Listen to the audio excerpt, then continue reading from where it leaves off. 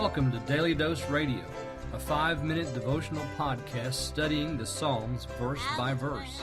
Broadcast from the ever-beautiful Sharonville, Ohio, on the sunny side of Cincinnati. Welcome back to Daily Dose Radio. This is your home for Bible study that's intent on being verse by verse every day in the Psalter.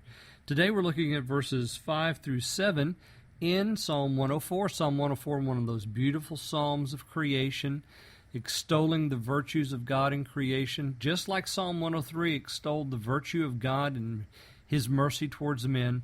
Now we're extolling the wonder and the power and the honor and the majesty of God in creation. So we begin the same way as we began in 103, bless the Lord, O my soul. And now we come to verse 5, who laid the foundations of the earth that it should not be removed forever. Thou coverest it with the deep as with a garment. The waters stood above the mountains. At thy rebuke they fled. At the voice of thy thunder they hastened away.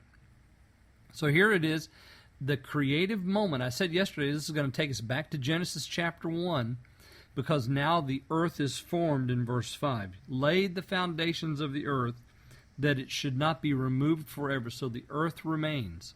It's going to remain because there's going to be a new heaven and a new earth one day. God's going to make all things new, including this created world.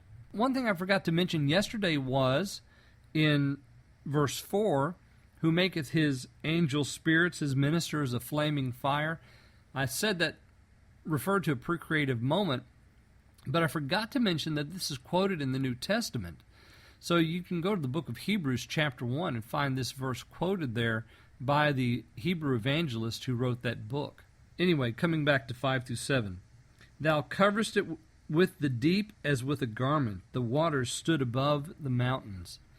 So you remember that moment in Genesis chapter 1 verse 2 where the Spirit of God is hovering over the face of the deep and God creates light and then separates the waters from the land?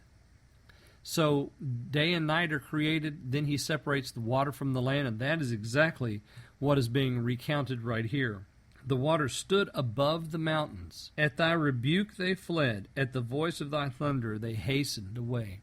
So what was it in the creative moment in Genesis chapter 1? What was the, let's say, the moving force behind all that happened in the created order on those days, those 6 days? The one force behind everything that took place was God's Word. God said, let there be light. God said, let there be a division in the heavens, a firmament in the heavens. Everything that took place happened. All the creatures that were made in the air, the seas, on land, all the plants that were made, and the creation of men all took place because of God's holy word being spoken by God Himself. At thy rebuke they fled. So when He divided the waters from the land, well, that's what the psalmist is recounting here for us. His rebuke caused them to flee. At the voice of thy thunder they hastened away.